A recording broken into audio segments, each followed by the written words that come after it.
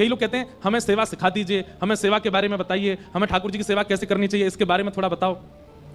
माँ को बताना नहीं पड़ता कि बालक को लालन पालन कैसे करना, भले ही 4 माताएं आके उसको बताती जरूर है ऐसा करो, पर माँ बालक का लालन अपने आप कर लेती है। उसके पीछे सबसे पहला कारण क्या है, वो उसे अपना मानती है, और दूसरा कारण क्या है, वो उसको चैतन्य मानती है। चैतन्य मतलब, चैतन्य किसको कहते हैं? ठाकुर जी का दूसरा स्वरूप है चैतन्य।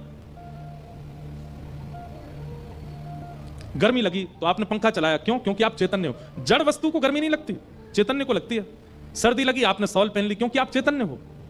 जड़ वस्तु को इससे कुछ अभिप्राय नहीं होता। कई बार आप अपने ठाकुर के प्रति जड़ का भाव रखते हो, और जैसे आप ठाकुर जी के प्रति जड़ का भाव रखते हैं, आपकी सेवा उसी समय विमुखी होती चली जाती है। ठाकुर जी के प्रति चैतन्य भाव रखो। कैसे? अभी जाड़े का समय हमारे ठाकुर जी शॉल पहनेंगे, अभी गर्मी का समय हमारे ठाकुर जी कॉटन के कपड़े पहनेंगे। हमारे वृंदावन में जाओ तो वृंदावन में फूल बंगला क्यों बनते हैं? फूल बंगला बनाने का प्रयोजन ही यही होता है कि अब ठाकुर जी, जेठ का महीना आ गया, अब भीषण गर्मी आ गई, अब ठाकुर जी मोगरा के, गुलाब के, पुष्प के कुंज में बैठेंगे ताकि ठाकुर जी को शीतलता का अनुभव हो। अगर ठाकुर जी जड़ होते तो बंगला बनवाते हम। ठाकुर जी के प्रति चैतन्य की भावना, इसीलिए हम बंगला बनाते हैं। ठाकुर जी के प्रति चैतन्य की भावना, इसीलिए 56 भोग धराते हैं।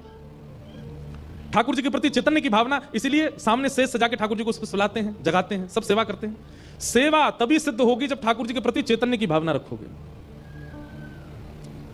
जड़ की भावना आती ही सेवा नष्ट होने लग जाती है। एक कथा है।